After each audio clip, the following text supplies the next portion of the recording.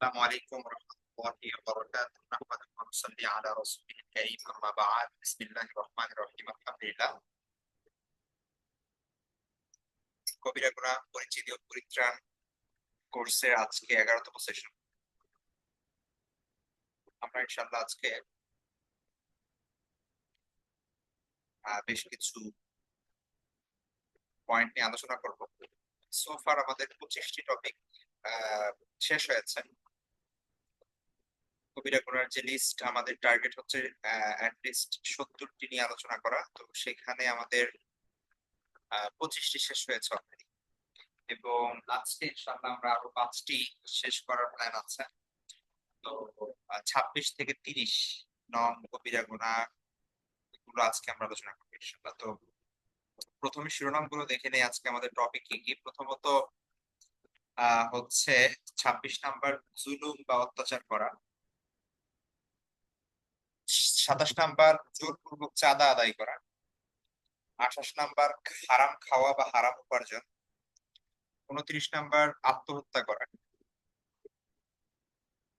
এবং 30 নাম্বার কথায় কথায় মিথ্যা বলা, অর্থাৎ হ্যাবিচুয়াল লায়ার, মিথ্যা বলা স্বভাবে পরিণত হয়েছে যার।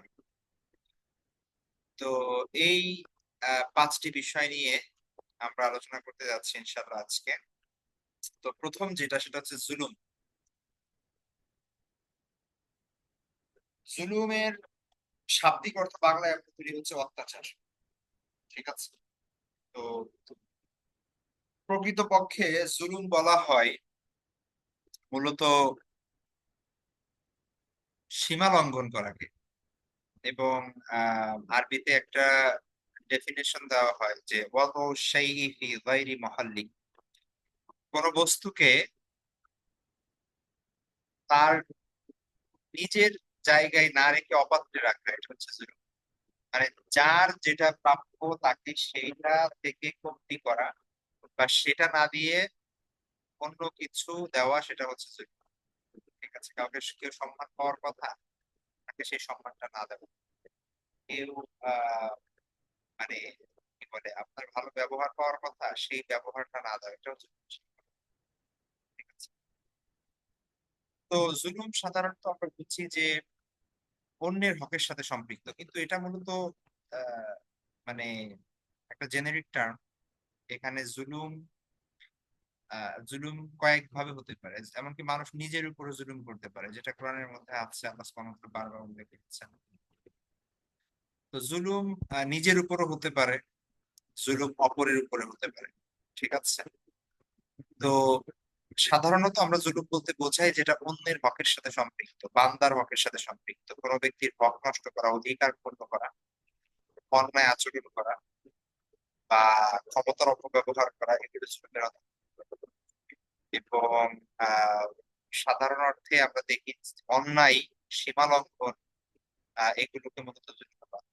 ঠিক আছে। তো এক কথায় কোনো ব্যক্তির হক নষ্ট করা বা অন্যায় ভাবে তার উপর ক্ষতি আরোপ করা, হোক সেটা কথার মাধ্যমে অথবা কাজের মাধ্যমে অথবা বিচারের মাধ্যমে অথবা সম্পদ নষ্টের মাধ্যমে অথবা সম্মানহানির মাধ্যমে অথবা রক্তপাতের মাধ্যমে, যে কোনো ভাবে হোক না কেন, যদি কারো অধিকার নষ্ট করা হয়, সেটা সম্মান নষ্ট করা বা সম্পদ নষ্ট করা, তার সাথে অন্যায় আচরণ করা কথা বা কাজে, এই সব কিছুই জুলুম হিসেবে গণ্য হবে।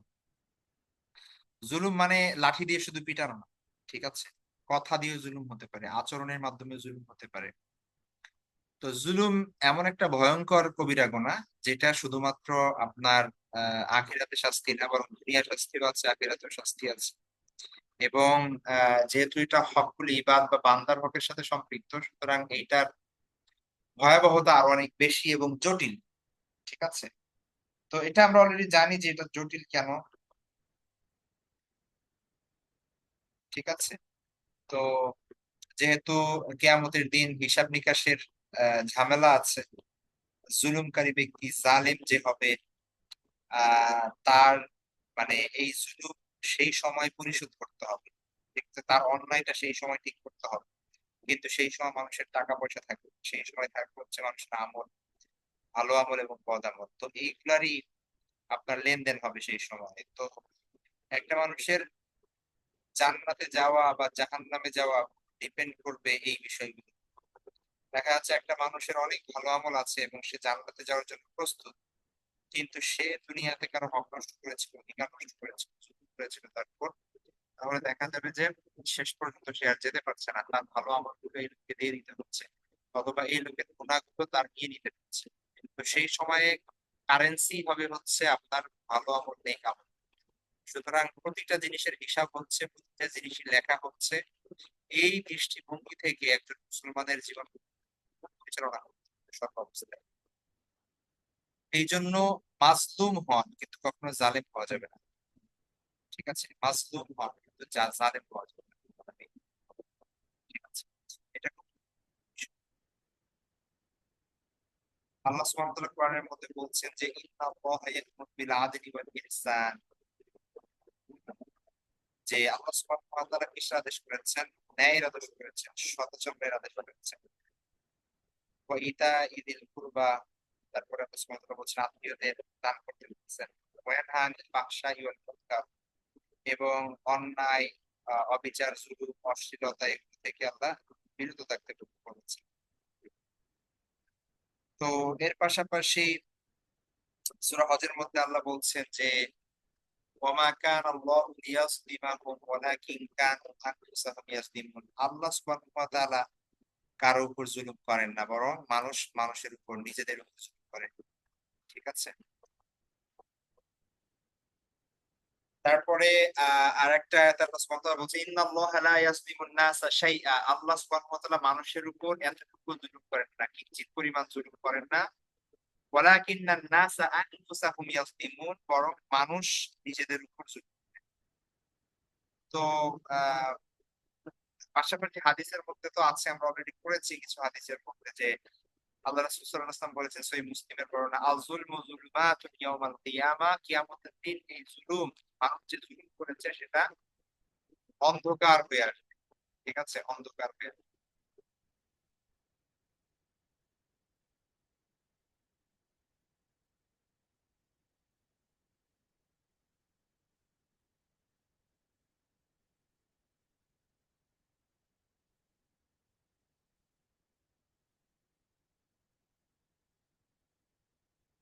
পাশাপাশি আরেকটা হাদিস আমরা যদি দেখি সহিহ বুখারী মুসলিমের বর্ণনা, যে রাসূল সাল্লাল্লাহু আলাইহি ওয়াসাল্লাম বলেছেন যে ইত্তাকু দাওয়াতাল মাজলুম, তোমরা মাজলুম অত্যাচারিত ব্যক্তির দোয়া থেকে বেঁচে থাকো। বা ইন্নাহা তুরফাউ ফাওকাল গামাম, কেননা সেটা আকাশের উপরে উঠে যায়। ইয়াকুলুল্লাহ ওয়া ইজ্জাতি ওয়া জালালি লা আনসুরান্নাকা ওয়ালাউ বা'দা হিন, আল্লাহ সুবহানাহু ওয়া তাআলা বলেন যে আমার সম্মান এবং আমার ইজ্জতের কসম, আমি অবশ্যই তোমাকে সাহায্য করব যদিও কিছু বিলম্ব হয়। ঠিক আছে, তো আল্লাহ সুবহানাহু ওয়া তাআলা অবশ্যই এটার বিচার করবেন জুলুমের। সুতরাং জালেম ব্যক্তি কখনো মানে নিজ জুলুমের উপর টিকে থাকতে পারে না। ঠিক আছে, তার পতন এটা অবশ্যম্ভাবী। তারপরে হচ্ছে হাদিসের মধ্যে আল্লাহ সাল্লাম বলছেন যে লা তুআদ্দুন্নাল হুকুকা ইলা আহলিহা ইয়াওমাল কিয়ামা, কিয়ামতের দিন অবশ্যই অধিকার তাদের কাছে ফিরিয়ে দেওয়া হবে, মানে যার প্রাপ্য অধিকার কিয়ামতের দিন সেই আহ মানে অধিকার যারা পাবে তাদের কাছে, অধিকারের হকদার যারা, তাদের কাছে সেই হক গুলো অবশ্যই অবশ্যই ফিরিয়ে দেওয়া হবে। এমনকি হাত্তা ইউকাদা লিশাতিল জালহা ইবনা শাতিল করহা, শিংহীন ছাগল ও শিংওয়ালা ছাগলের বিরুদ্ধে প্রতিশোধ হবে। দুনিয়াতে একটা ছাগলের শিং ছিল, সে অপর একটা ছাগলকে গুতা দিয়েছিল, আল্লাহ সুবহানাহু ওয়া তাআলা এইটারও বিচার করবেন, এই প্রতিদানও দেওয়া হবে। সুতরাং মানে জালেমের কোনো নিস্তার নেই। ঠিক আছে, জুলুমের বিভিন্ন ধরন হতে পারে, আমরা দেখি ব্যক্তিগত পর্যায়ে জুলুম হতে পারে, পারিবারিক ভাবে জুলুম হতে পারে, সামাজিক ভাবে জুলুম হতে পারে। তাই না? ব্যক্তিগত ভাবে কেউ কারো হক নষ্ট করা, অপমান করা, গীবত করা, অপবাদ দেওয়া, কারো সম্পদ কেড়ে নেওয়া, বা কাউকে শারীরিক ভাবে আঘাত করা। পারিবারিক জুলুম হতে পারে স্ত্রী সন্তানের অধিকার নষ্ট করা, বাবা মায়ের সঙ্গে অন্যায় করা। সামাজিক ভাবে জুলুম হতে পারে যে দুর্বলদের হক নষ্ট করা, গরিবদের অধিকার হরণ করা, ধনীরা আহ জালেম জালেম হিসেবে নিজেদের প্রতিষ্ঠা করা। শাসক গোষ্ঠী জুলুম করতে পারে ক্ষমতার অপব্যবহারের মাধ্যমে, দুর্নীতি মাধ্যমে, বিচারহীনতার মাধ্যমে, স্বজন প্রীতির মাধ্যমে। তেমনি ভাবে ধর্মীয় ভাবে জুলুম হতে পারে, সত্য লুকিয়ে, কোরআনের ভুল ব্যাখ্যা করে, দাওয়াতে বাধা সৃষ্টি করে, বিভিন্ন রকমের জুলুম হতে পারে। ঠিক আছে, এই সবগুলোই জুলুমের অন্তর্ভুক্ত। তো জুলুম করলে এটার পরিণতি কখনোই ভালো হয় না। এটা অবশ্যই অবশ্যই আপনার আহ পরিণতি ভোগ করতে হবে এটার, এবং দুনিয়াতেও এটার ফল ভোগ করতে হবে, এবং আখিরাতে তো শাস্তি আছে। তো আল্লাহর রহমত দুনিয়ায় পাওয়া যাবে না যদি কেউ জালেম হয়। মানুষের দোয়া এবং আস্থা থেকে সে বঞ্চিত হয়, সমাজে বিশৃঙ্খলা এবং বিদ্বেষ সৃষ্টি হয়, শান্তি এবং নিরাপত্তা বিনষ্ট হয়। আখিরাতে আল্লাহর পক্ষ থেকে তো কোনো ধরনের সাহায্য সে পাবে না। কিয়ামতের দিন অন্ধকার নেমে আসবে, তার উপর অপমান এবং আযাব তার সামনে আসবে, এবং জুলুমের হক, মানে জুলুমের পরিবর্তে সেই কিয়ামতের দিন তার আমল দিয়ে তার সেই প্রতিদান দিতে হবে, সেটা সেটা ফল এবং সেটা মানুষের তার দিতে হবে, এবং জান্নাতে প্রবেশে জুলুম তাকে বাধা দিতে হবে। তো এই জন্য আমাদের উচিত হচ্ছে ইনসাফ এবং ন্যায়ের উপর প্রতিষ্ঠিত থাকা, সেটা যে কোনো পরিস্থিতিতে হোক না কেন। ব্যক্তি স্বার্থ ক্ষুণ্ণ হলেও বা সাময়িক অসুবিধা হলেও, অথবা অনেক সময় আমরা জুলুম সহ্য করি, এটা না, অন্য কারো প্রতি জুলুম হলেও সেটা কি করা, সেটা পক্ষে দাঁড়ানো, যা মাজলুমের পক্ষে দাঁড়ানো, জালেমের বিরুদ্ধে দাঁড়ানো, এটা সামাজিক ভাবে এই চেষ্টা করা এটা জরুরি। ঠিক আছে।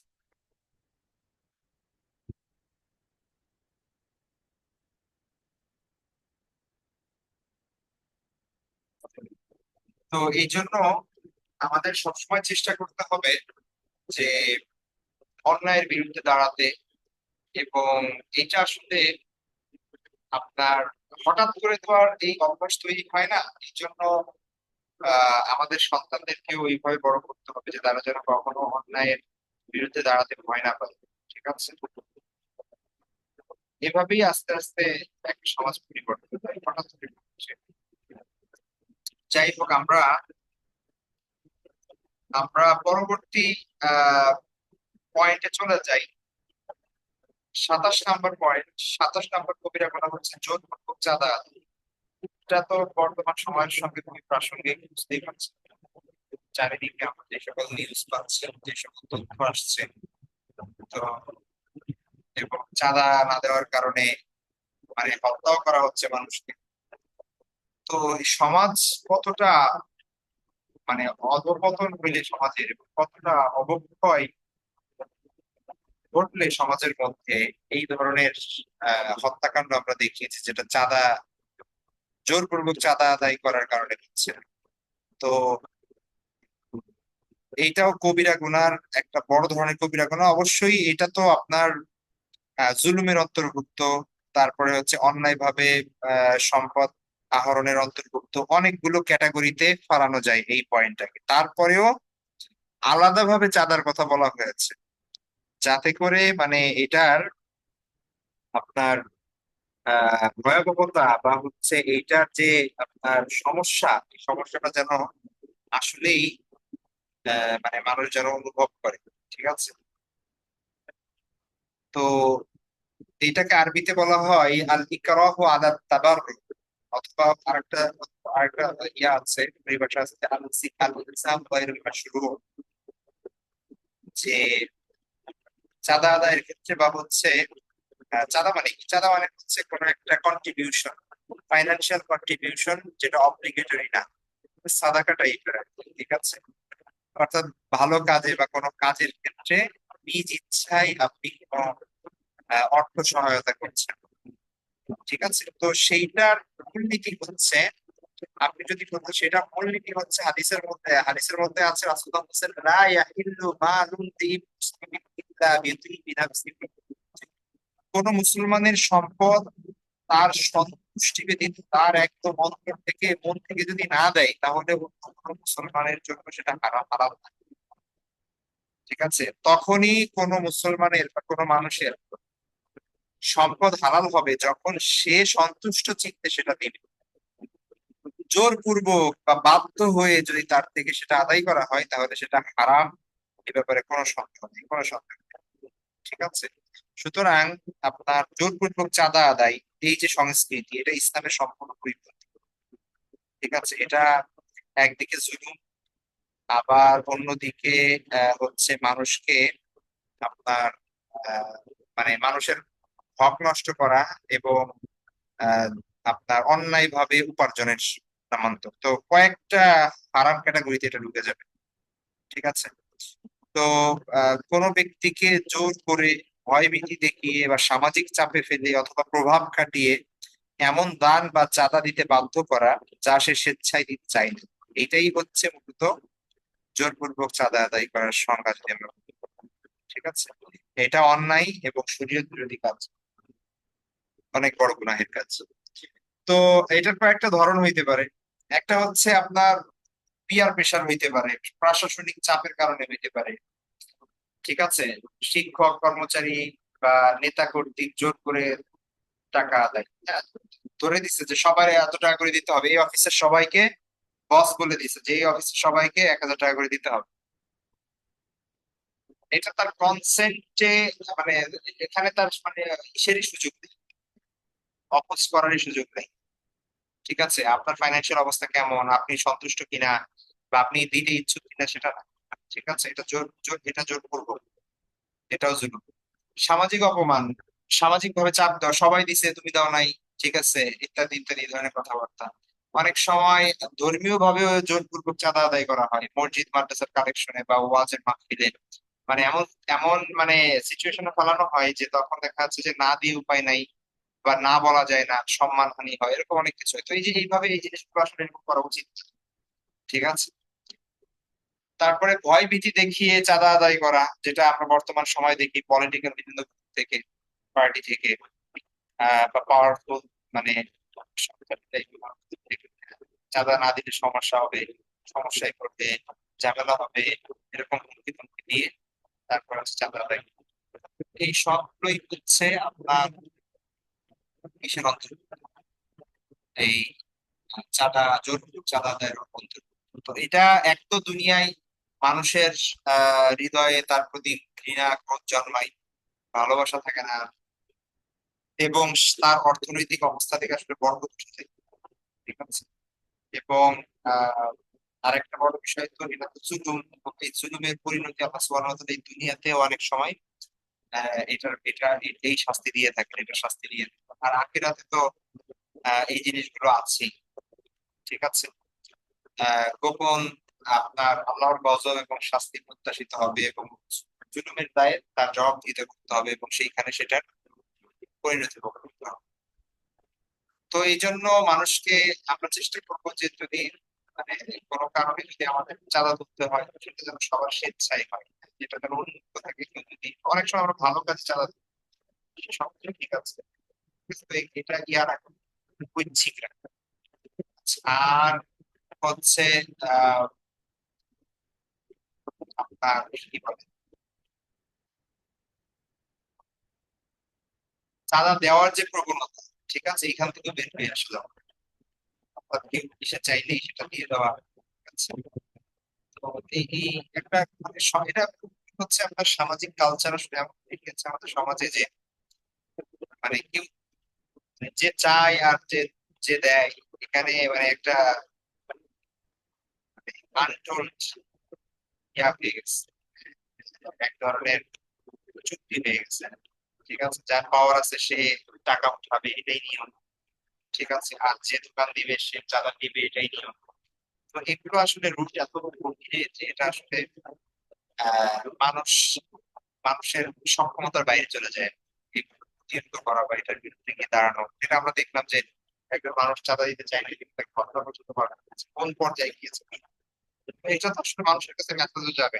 এরপর থেকে ওই এলাকায় সবাই চাঁদা দিতে বাধ্য, কারণ সবাই মনে করবে যে কালকে যদি আমি মরি তাহলে কেমন হবে। তো এই জন্য কেউ আর অপোজ করবে না। ঠিক আছে, তো এই জায়গাগুলো আসলে প্রশাসনের শক্তভাবে দমন করা উচিত এই অপরাধ। এবং ইসলামী শরিয়াতে যে বিষয়টা বলেন যে প্রকাশ্যে শাস্তি দেওয়া এবং উপযুক্ত শাস্তি দেওয়া, ঠিক আছে, এগুলো খুব জরুরি। এখন যেটা হয় আইনের মার কাছে একটা কেস অনেক বিলম্ব হয়, বছরের পর বছর পড়ে থাকে। আর অপরাধী সে মানে দেখা যাচ্ছে যে আপনার বাইরে দিয়ে ঘুরে বেশি, ঠিক আছে, জামিন নিয়ে। এবং তারপরে যেটা হয় সেটা হচ্ছে যে তার ফেভারের যখন পলিটিক্যাল দল ক্ষমতায় আসে তখন সে দেখা যাচ্ছে যে আরো বেশি পাওয়ারফুল হয়ে যায়, আরো বেশি হিংস্র হয়ে যায়, এবং আরো বেশি আহ, মানে পাগল হয়ে যায়। তো এভাবেই চলছে আর কি আমাদের কালচার, আমাদের সংস্কৃতি। এই জায়গা থেকে আসলে বের হয়ে পুরো পলিটিক্যাল সিস্টেম আমল পরিবর্তন না হইলে আসলে কখনো সম্ভব না। ঠিক আছে।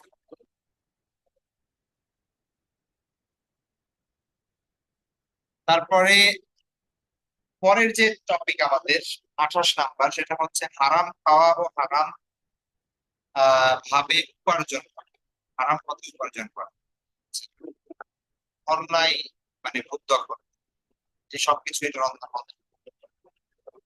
একজন মুমিনের জীবনের মানে যদি বলেন যে one of the most important things, সব থেকে গুরুত্বপূর্ণ যে বিষয় যেটা, সেটা হচ্ছে তার হালাল রিজিক।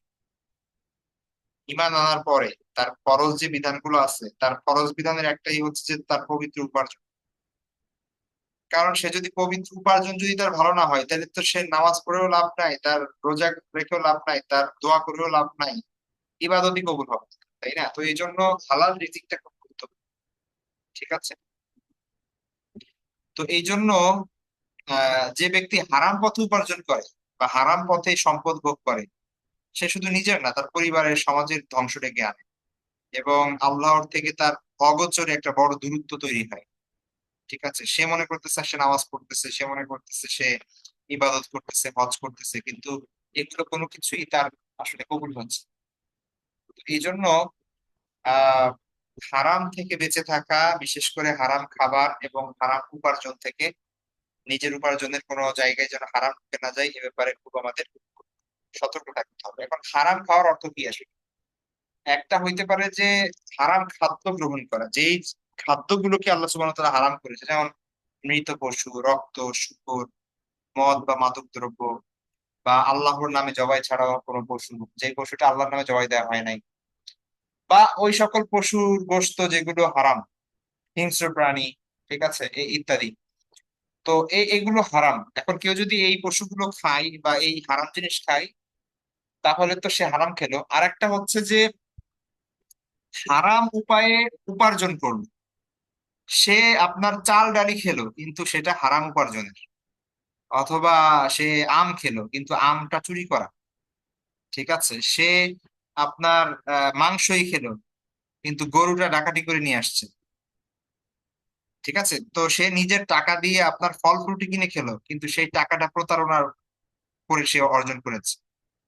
তো হারাম উপার্জনের মাধ্যম, অথবা হচ্ছে হারাম খাদ্য, ডিরেক্ট হারাম খাদ্য, অথবা হচ্ছে হারাম ভাবে উপার্জন করেছে। তো এই সবকিছুই মূলত হারাম হিসেবে গণ্য হবে। হারাম উপার্জনের মাধ্যমে সুদ, ঘুষ, চুরি, ডাকাতি, প্রতারণা, জালিয়াতি, মিথ্যা সম্পত্তি ব্যবসা, দুর্নীতি, চোর সম্পদ নেওয়া, জাল দলিল করে জমি দখল করা, তারপরে হচ্ছে হারাম বিনোদন এবং বিনিময়ের মাধ্যমে এই যে নাচ গান, তারপর হচ্ছে মুভি, সিনেমা, জুয়া, এগুলোর মাধ্যমে টাকা অর্জন করা, এগুলো সবই হারাম। ঠিক আছে। এখন এগুলো দিয়ে যদি আপনি খেজুর কিনে খান আর জমজমের পানি কিনে খান, তখন সেটা হারাম। ঠিক আছে। এই হচ্ছে বিষয়। তো আমরা মানে শুকরের মাংস খাওয়া যেরকম হারাম, এটা আরো বেশি হারাম। ভালো করে মনে রাখবেন। ঠিক আছে। কেউ যদি আপনি দেখেন যে শুকরের মাংস খাচ্ছে, আপনি তার প্রতি কতটা, বা মদ খাচ্ছে, আপনি মনে করবেন আল্লাহ নাউজুবিল্লাহ সে হারাম খাচ্ছে। আর আরেকজন মানুষ সে কিন্তু খেজুর খাচ্ছে, কিন্তু তারটা আরো বেশি হারাম হইতে পারে। সে যদি সেইটা দুর্নীতি করে, চুরি করে, ডাকাতি করে, জোর করে, বা জালিয়াতি করে, হ্যাঁ, বা আপনার হারাম উপায়ে যদি সে অর্জন করে উপার্জন, তাহলে তার খেজুর খাওয়াটাও কি হবে, আরো বড় ধরনের হারাম হবে। ঠিক আছে। বড় ধরনের হারাম কেন বললাম? কারণ হচ্ছে কেউ যদি শুকরের মাংস খায়, সে তো আর কোনো বান্দার হক নষ্ট করলো না, সে আল্লাহর হক নষ্ট করলো, এবং আল্লাহ যদি, সে যদি মাপ চায়, আল্লাহ চাইলে মাফ করে দিতে পারে। কিন্তু সে যে দুর্নীতি করে বা আরেকজনের সম্পদ চুরি করে সে যে নিয়ে আসলো সম্পদ, এবং সেটা দিয়ে সে খেজুর খেলো বা জমজমের পানি খেলো বা আরো ভালো কিছু খেলো, ঠিক আছে, এইটা তো এক তো সে হারাম খেয়েছে, হারাম ভাবে উপার্জন করেছে, দ্বিতীয়ত এটা বান্দার হকের সাথে সম্পৃক্ত। বান্দা যতক্ষণ মাফ না করবে সে এটা থেকে পরিত্রাণ পাবে না। ঠিক আছে? তো এই হচ্ছে বিষয়। ঠিক আছে, তো এই জন্য আপনার এই বিষয়গুলো খুব গুরুত্বপূর্ণ। আমরা অনেক সময় হয়তো এই জিনিসগুলোকে অতটা কেয়ার করি না। একজন দেখা যায় সুদ খাচ্ছে, ব্যাংকে টাকা রেখে প্রতি মাসে খাচ্ছে, ভালো ভালো খাচ্ছে, নামাজ পড়তেছে, রোজা রাখতেছে, আর মনে করতেছে সে তো কোনো অন্যায় করে না। তো এটা যে অনেক বড় অন্যায় সুদের সাথে ইনভলভ হওয়া এবং অনেক বড় ধরনের কবিরা গুনাহ সেটা বুঝতে পারে না। এই জন্য আল্লাহ সুবহানাহু ওয়া তাআলার কাছে দোয়া করা যে আল্লাহ যেন সঠিক বোঝার তৌফিক দান করে এবং সঠিকভাবে যেন ইসলাম পালনের তৌফিক দান করে। কোরআনের মধ্যে আল্লাহ সুবহানাহু ওয়া তাআলা বলছেন যে তোমরা একে অন্যের সম্পদ অন্যায়ভাবে ব্যবহার করো। ঠিক আছে? তারপরে হাদিসের মধ্যে আল্লাহ রাসূল সাল্লাল্লাহু আলাইহি ওয়াসাল্লাম বলছেন যে সহিহ মুসলিমের হাদিস, যে একজন লোকের কথা আল্লাহ রাসূল সাল্লাল্লাহু আলাইহি ওয়াসাল্লাম উল্লেখ করেছেন যে সে দীর্ঘ সফর করে তার চুল এলোমেলো উস্কো উস্কো অবস্থা, ধুলামলিন অবস্থা, মানে অনেক কষ্ট করে সে হারামে পৌঁছেছে, মক্কায় পৌঁছেছে, হজ করেছে এবং আল্লাহর কাছে দুই হাত তুলে দোয়া করছে, মানে এমন একটা অবস্থা যেখানে তার দোয়া কবুল হওয়ার ব্যাপারে কোনো সন্দেহ নাই, এমন সিচুয়েশন। ঠিক আছে? কিন্তু আল্লাহ রাসূল বলছেন যে ওয়া মাতামুহু হারাম ওয়া মাশরাবুহু হারাম ওয়া মালবাসুহু হারাম ওয়া গুযিয়া বিল হারাম। তার খাদ্য হারাম, তার পানীয় হারাম, তার পোশাক হারাম, তার দেহ পুষ্ট হয়েছে হারাম দ্বারা। তারপর আল্লাহ রাসূল বলছেন ফাআন্না ইস্তাজাবু লিযালিক। এই লোকের দোয়া কিভাবে কবুল হবে? ঠিক আছে, সে যদি বাইতুল্লাহ গিয়েও দোয়া করে, এবং শুধু বাইতুল্লাহ গিয়ে কেমন বাইতুল্লাহ, মানে সে অনেক কষ্ট করে হজ করে পায়ে হেঁটে বাইতুল্লাহ পৌঁছে, ঠিক আছে, আল্লাহর জন্য অনেক কষ্ট স্বীকার করে অবশেষে বাইতুল্লাহ গিয়ে হাত তুলে আল্লাহর কাছে দোয়া করছে, তো এই দোয়া তো কবুল না হওয়ার কোনো কারণ নেই। তারপর আল্লাহ রাসূল বলছেন যে এই লোকের দোয়া কিভাবে কবুল হবে। আর একটা হাদিসে তো আছে লা ইয়াদখুলু জান্নাতা লাহমুন নাবাতা মিনাস সুম আন-নারু আউলা বিহি। যে দেহ হারাম উপার্জন দিয়ে গঠিত সে জান্নাতে প্রবেশ করতে পারবে না সেই দেহ, এবং তার জন্য আগুনই উপযুক্ত। এই জন্য হারাম থেকে বেঁচে থাকা এটা অনেক বড় একটা রিকোয়ারমেন্ট একজন মুসলিমের জন্য। এটা প্রথমত হারাম খাবারে কখনো দুনিয়ায় বরকত হবে না, পরিবারে অশান্তি সৃষ্টি হবে, দোয়া কবুল হবে না, সন্তানদের চরিত্র নষ্ট হবে, এবং নিজের মানে কুপ্রবৃত্তি সৃষ্টি করবে নিজের নিজের আত্মায়। ঠিক আছে? আর আখেরাতে আমল বাতিল হয়ে যাবে, জান্নাত থেকে বঞ্চিত হবে, জাহান্নামে প্রবেশ করবে, আল্লাহর গজব ক্রোধ কিন্তু আছে। এই জন্য আমাদের উচিত এটা দৃঢ় সংকল্প করা যে যে কোনো ওয়েতে, মানে হারামে ইনভলভ হওয়াই যাবে না। এটা যে আমরা যদি না খেয়ে থাকতে, আমি না খেয়ে থাকবো। ঠিক আছে? বাকি আসলে না খেয়ে থাকতে তো আসলে কারোই বাধা, কোনো না কোনো একটা ওয়ে তো বের হয়। হয়তো একটু মানে জীবনযাত্রার মান হয়তো বা একটু নিম্ন পর্যায়ে আসে, অথবা একটু কষ্ট করে চলতে হয় কিছুদিন। তো এগুলো আল্লাহর পথে যদি কেউ কষ্ট করে, আল্লাহ তার জন্য আরো বেটার সলিউশন রাখেন, বা আল্লাহ বেটার সিচুয়েশনে তাকে নিয়ে যাবেন, এর ব্যাপারে কোনো সন্দেহ নেই। আচ্ছা, তারপরে হচ্ছে আপনার 29 নাম্বার হচ্ছে আত্মহত্যা করা। আত্মহত্যা মানে হচ্ছে নিজের জীবন নিজেই শেষ করে দেওয়া। ভিন্ন মা বান্ধব আমরা দেখি গলায় ফাঁস দিয়ে, বিষ পান করে আগুনে ঝাঁপ দেওয়া, নিজেকে গুলি করা, তারপর পানিতে ঝাঁপ দেওয়া, এই বিভিন্ন ভাবে মানুষ আত্মহত্যা করে। তো এখন আত্মহত্যা একটা কবিরা গুনাহ ইসলামী শরীয়তের দৃষ্টিতে। মানে আমাদের কথা হচ্ছে ওই যে কোরআনের ব্যাপারটা আমরা সবাই জানি, ইন্না সলাতি ওয়া নুসুকি ওয়া মাহইয়ায়া ওয়া মামাতি লিল্লাহি রাব্বিল আলামিন। একজন মানুষের জীবন মরণ সবকিছু আল্লাহর জন্য। আমাদের জীবনটাও আল্লাহর মালিকানায়, আমাদের সম্পদ সবকিছু আল্লাহর মালিকানায়, আমাদের সন্তান সন্ততি আল্লাহর মালিকানায়। এগুলো জাস্ট আমাদেরকে সাময়িক সময়ের জন্য দেওয়া হয়েছে। তো আমার জীবন, মানে আপনার সম্পদ যেভাবে আপনি যা ইচ্ছা তাই করতে পারবেন না, যেভাবে ইচ্ছা সেভাবে খরচ করতে পারবেন না। আপনার আহ বাধ্য আপনি রুল ফলো করতে, ইসলাম আপনার সম্পদকে জাকাত দিতে হবে। আপনি যদি বলেন আমার সম্পদ আমি দিব, হবে না। আপনি যদি বলেন আমার সম্পদ আমি অপচয় করবো, হবে না, আপনি পারবেন না। তেমনি ভাবে আপনার জীবন যদি বলেন যে আমার জীবন আমি শেষ করে দেবো, তাতে কার কি? এটা আপনার জীবন না, এটা আল্লাহর দেওয়া। আপনি তো আর জীবন নিজেকে বানান নাই, আল্লাহ আপনাকে বানিয়েছে। এটা আপনার আমানত আপনার কাছে। ঠিক আছে? এটাকে শেষ করে দেওয়ার কোনো অধিকার আপনার নাই। তো আল্লাহ সুবহানাহু ওয়া তাআলার মানে কেউ নিজেকে শেষ করে দেওয়া মানে হচ্ছে এটা সে কেমন যেন মানে আল্লাহর উপর খবরদারি করবে। ঠিক আছে, সে বললো যে আমার জীবনের মালিক আল্লাহ না আমি। বুঝতে পারছেন? তো এই জন্য আত্মহত্যাটাকে আর একটু সিরিয়াসলি দেখা হচ্ছে এবং এটাকে একটু বেশি অপরাধ বলে গণ্য করা হচ্ছে। ঠিক আছে, কারণ এটার ভিতর কাইন্ড অফ অনেক ক্ষেত্রে মানে কুফর মিশ্রিত আছে। আপনি যদি সাইকোলজিক্যালি দেখেন এবং এটা রহস্য উদ্ঘাটন করেন যে একটা মানুষ আসলে আত্মহত্যা করতেছে কেন। ঠিক আছে, তো তখন দেখবেন যে ডিপ মিনিং আছে। ঠিক আছে, এবং এটার ভেতরে একদম ঘুরিয়ে আছে। তো এই জন্য আপনার কোরআনের মধ্যে আল্লাহ সুবহানাহু ওয়া তাআলা বলছেন ওয়ালা তাকতুলু আনফুসাকুম, তোমরা নিজেদেরকে হত্যা করো না। তারপরে হচ্ছে আপনার হাদিসের মধ্যে এই জন্য খুব কঠিন কথা হচ্ছে, হাদিসের মধ্যে আছে যে যে ব্যক্তি নিজেকে শেষ করে দেয়, নিজের লোহার অস্ত্র দ্বারা নিজেকে হত্যা করে, কিয়ামতের দিন সে সেই অস্ত্র দিয়ে আঘাত করতে করতে করতে করতে সে উঠবে এবং সে জাহান্নামে এভাবে নিক্ষিপ্ত হবে। এবং জাহান্নামে প্রবেশ করবে এবং খালিদান ফিহা আবাদা, সেখানে সে চিরস্থায়ী হবে। ঠিক আছে, তারপরে আরেকটা হাদিসের মধ্যে আছে যে মান তাসাম্মামা ফাকাতালা নাফসাহু ফাসাম্মুহু ফি ইয়াদি ইয়াতাহাসসা ফি নারি জাহান্নাম খালিদান। যে ব্যক্তি বিষ পান করে হত্যা করবে, আত্মহত্যা করবে, তার হাতে সেই বিষ থাকবে এবং সে জাহান্নামে অনন্তকাল ধরে তা পান করতেই থাকবে, ওইভাবে তার শাস্তি হবে। আরেকটা আহ আরেকটা হাদিস তো আছে যেখানে আল্লাহ রাসূল সাল্লাল্লাহু আলাইহি ওয়াসাল্লামের সময় একজন লোক আত্মহত্যা করলো।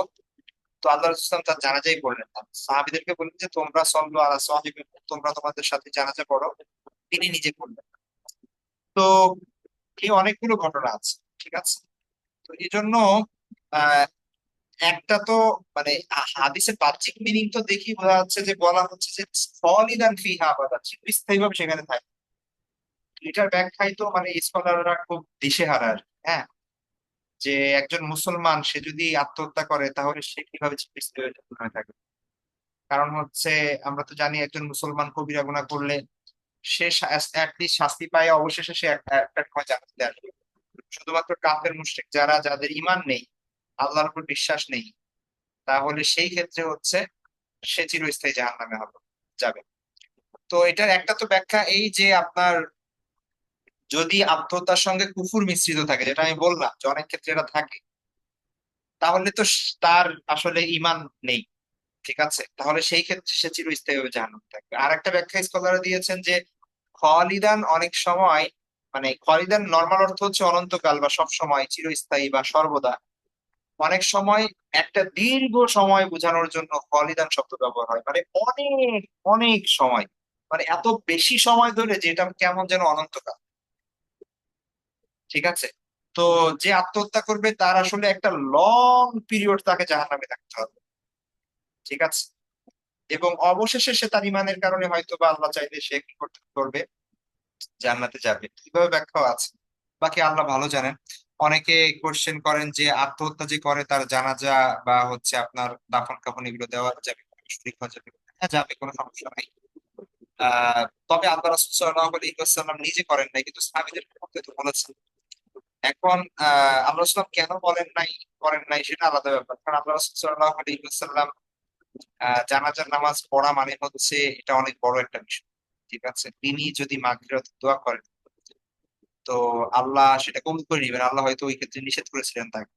ঠিক আছে, তো আমরা তো আর এমন কেউ না যে মুস্তাজাবুদ দা, মানে বললেই আল্লাহ কবুল করে নিবেন। তাহলে তো সব মানুষই জান্নাতে চলে যেত। সবার জন্য তো জানাজার নামাজ পড়া হচ্ছে, যা বা দোয়া করা হচ্ছে মৃত্যুর পর। তো তবে স্কলাররা বলেন যে কেউ যদি প্রমিনেন্ট কোনো ব্যক্তি হয়, অনেক বড় স্কলার এবং তার তার অনেক ফ্যান ফলোয়ার আছে এবং নাম ডাক আছে, তো এই ধরনের বড় ব্যক্তিত্ব এই সকল জানাজায় অংশগ্রহণ করবেন না। ঠিক আছে, সাধারণ মানুষরা জানাজার নামাজ পড়বে। আহ বড় আলেম বা বড় বুজুর্গ তাদের এইসব জানাজায় তারা উপস্থিত হবেন না। তো এই ধরনের একটা মত আছে, যেহেতু আল্লাহ রাসূল সাল্লাল্লাহু আলাইহি ওয়াসাল্লাম নিচে অংশগ্রহণ করেন নাই। তো আত্মহত্যার পরিণতি এই জন্য ভয়াবহ, জাহান্নামে দীর্ঘ শাস্তি, এবং যেইভাবে সে মৃত্যুবরণ করেছে এই শাস্তি সে পেতে থাকবে এইভাবে। এবং অনেক ক্ষেত্রে জান্নাত থেকে বঞ্চিত হতে পারে সে। ঠিক আছে। তো এই হচ্ছে বিষয়। তো এই জন্য একটা জিনিস মাথায় রাখতে হবে যে আত্মহত্যা কখনোই কোনো সমাধান না। পৃথিবীতে যে কোনো সিচুয়েশনই আসুক, এইটা পরকালের তুলনায় কিছুই না, এটা একটা ড্রিম এর মধ্যে আছি আমরা।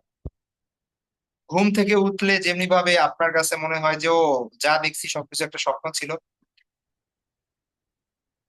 তো যখন একটা মানুষ মারা যাবে তখন তার মনে হবে হাই হাই দুনিয়াটা তো কিছুই না। ঠিক আছে, কিন্তু দুনিয়ার সবকিছু মানে যা সে করছে সেগুলো ম্যাটার করে। সুতরাং সে যদি মানে তার জীবনটা শেষ করে দেয়, এখানে তার পাওয়ার কিছু নাই। ঠিক আছে, এখানে এখানে কোনো প্রাপ্তি নাই তার। তো আহ, প্রকৃতভাবে আল্লাহর প্রতি ঈমান থাকলে তাহলে তার তো আসলে করার কথা না। আল্লাহ আমাদের হেফাজত করুন। অনেক সময় দেখা যাচ্ছে মানুষ দিশেহারা হয়ে যায় এবং আত্মহত্যা করে বসে। ঠিক আছে, আল্লাহ আমাদের ওই পরিস্থিতি থেকে হেফাজত করবে। আল্লাহ বলছেন ইন্না মাল উসরি ইউসরা, যে কোনো কষ্টকর পরিস্থিতিতে আল্লাহ ধৈর্য ধারণ করতে বলেছেন, যে ধৈর্য ধারণ করলে তার পর কি আসে, একটা ভালো সময় আসবে। ঠিক আছে।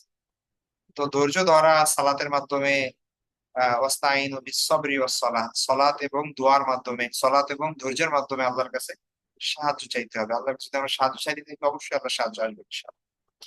ঠিক আছে।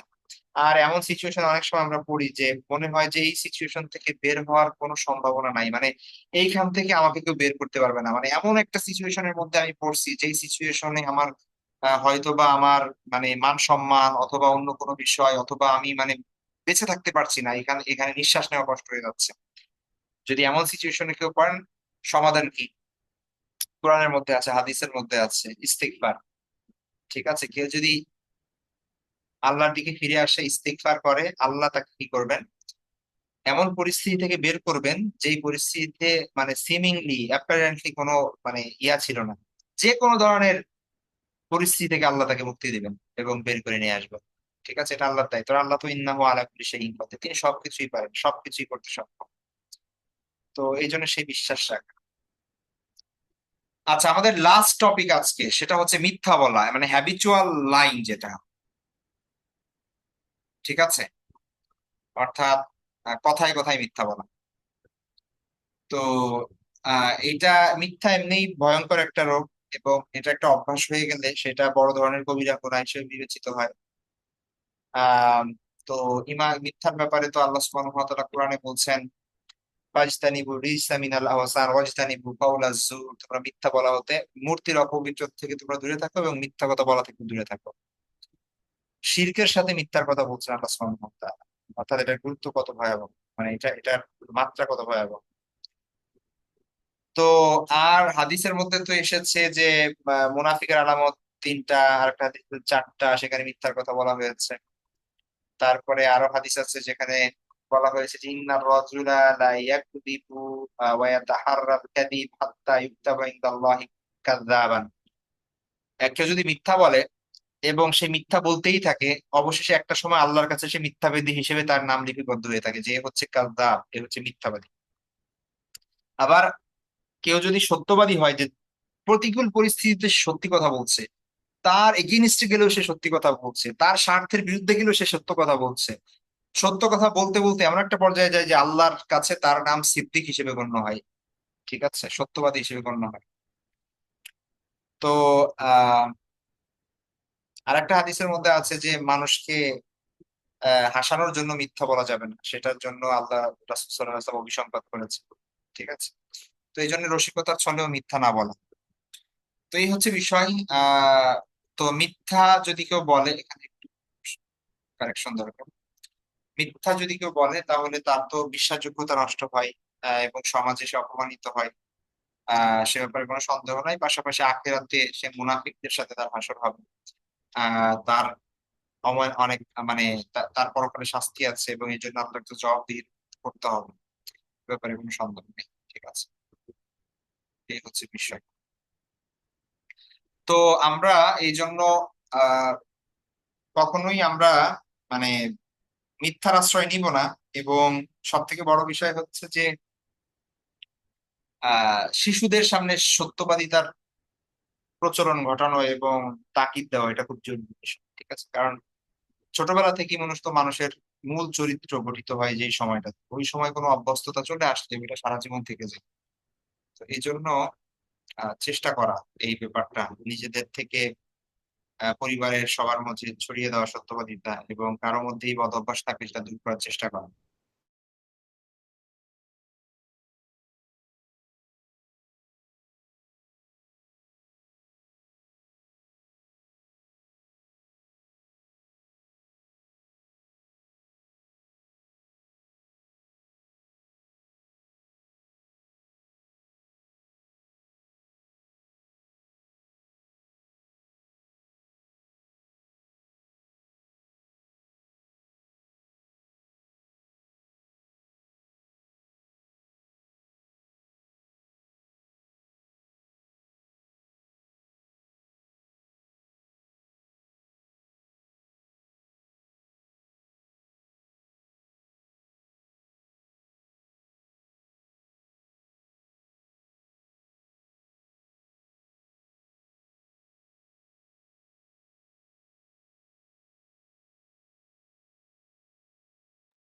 ওকে, ঠিক আছে, তাহলে আমাদের আজকে এই পর্যন্তই থাকবে। নেক্সট ক্লাসে ইনশাল্লাহ আমরা 31 নাম্বার থেকে আলোচনা করবো ইনশাল্লাহ। তো আজকে আমাদের টপিক গেল 26, 27, 28 এবং 29, 30 এই বিষয়গুলো।